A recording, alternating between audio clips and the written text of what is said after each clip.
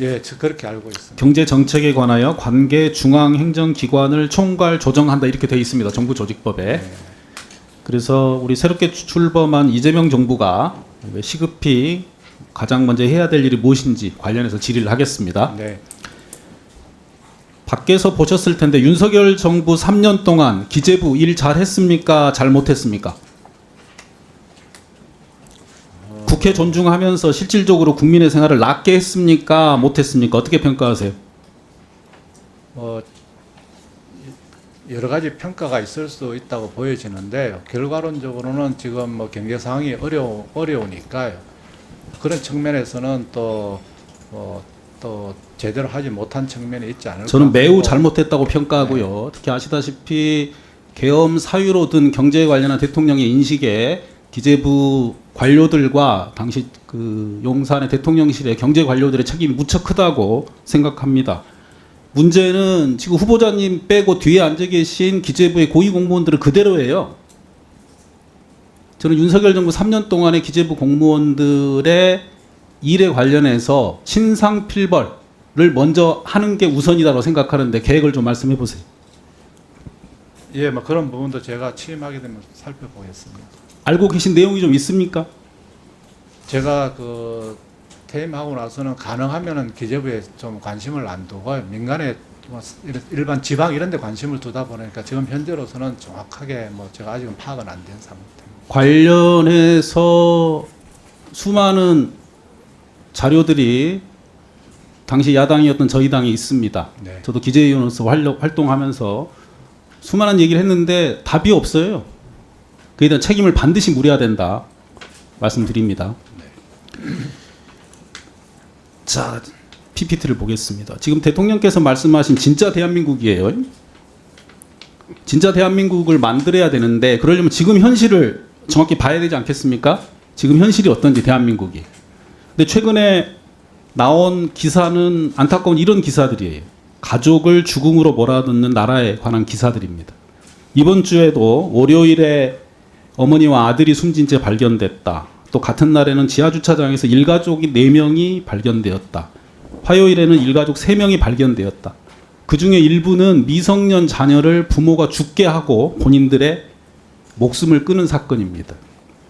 2014년 송파 사건 이후 10년이 지났는데 이 비극이 끊이질 않아요. 지금 대한민국에. 표로 정리해놨는데 이건 언론에 나온 정도입니다. 대부분 생활고 때문이래요. 대한민국이 지금 가난이 문제돼서 목숨을 끊어야 되는 나라라고 평가하십니까? 후보자 어떠세요? 그런 일은 있어서는 안 된다고 생각합니다. 그 일을 해소할 주체가 누군가요?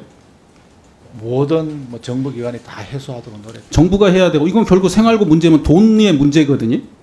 여기에다 돈 써야 되는 거 아니겠습니까? 어떠세요? 네. 정부 예산은 기재부 돈도 아니고 기재부 관료들이 마음대로 할 수 있는 돈이 아닙니다. 국민들의 목숨을 살리는데 가장 먼저 써야 되는데 그동안 안 썼다고 저는 평가합니다. 엄한데 돈 쓴 거죠. 왜냐하면 이걸 봤더니 지금 통계청에 물어봤더니 이런 일가족 사망 사건의 이유가 무엇인지 그 이유의 또 이유는 무엇인지 통계도 없답니다. 공식적인 통계가 없는데 어떻게 현황 파악을 해서 제대로 된 대책을 만들겠어요. 저는 그래서 기존에 하던 대로 일해서는 안 된다. 그리고 겉으로 그럴듯한 통계 수치를 들이대면서 이러이러하게 하겠다라고 하는 것은 아무 의미 없다. 이렇게 평가합니다.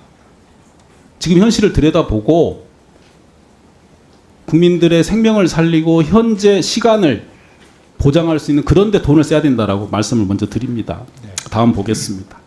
가난에 대해라는 표현을 안 할 수가 없습니다. 이 강진아 작가라는 분이 쓴 책인데요. 10년 동안 8명의 아이들을 지켜본 기록은 한마디로 이럽니다. 대물림 되는 가난 속에 살고 있다. 그래서 이 친구들은 학교 가서 대부분 잠을 잔다는 평가를 받는데 우리 교육제도에서 교육 문제 논의할 때 이런 문제 논의를 하지 않죠. 가난한 아이가 자라서 가난한 청년이 되고 가난한 장년이 되고 가난한 노년이 됩니다. 대한민국은 죽을 때까지 존엄한 나라가 아니라 죽을 때까지 일하는 나라, 그리고 죽을 때까지 일하다가 안 되면 노년 자살률이 제일 높은 나라잖아요. 이거 해결할 주체 정부밖에 없는 거 아닌가요? 어때요? 예, 뭐 정부도 신경을 쓰도록 하겠습니다. 신경을 쓴 정도로 해서는 네. 될 일이 아닙니다. 네. 그 정도 말씀으로 해결됐으면 진작 해결이 됐죠. 안 되니까 대통령이 진짜 대한민국 얘기하시면서 새로운 정부를 만들어낸 거 아니겠어요? 국민들께서도. 다음 보겠습니다. 미국에서도 이런 얘기가 있나 봐요. 미국 최고 아동 살인범은 가난이다.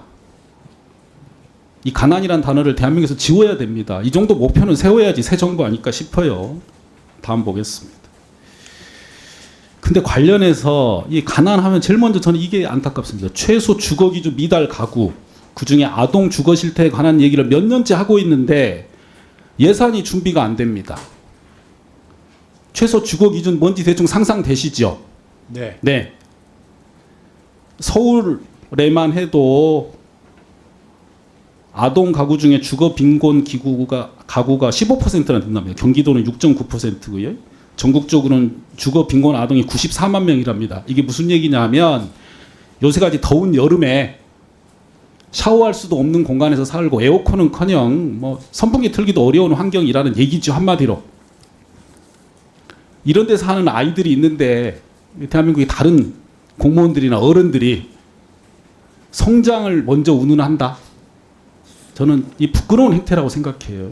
왜? 근데 그럴 만한 게 당연한 게 모르거든요. 이런 현장을 가서 보신 적 있으세요? 최근에 후보자님? 네, 제가 지역에 다니면서는 이런 좀 보셨어요? 현장을 많이 봤습니다. 예. 보셨으면 고쳐야 되지 않겠습니까? 네.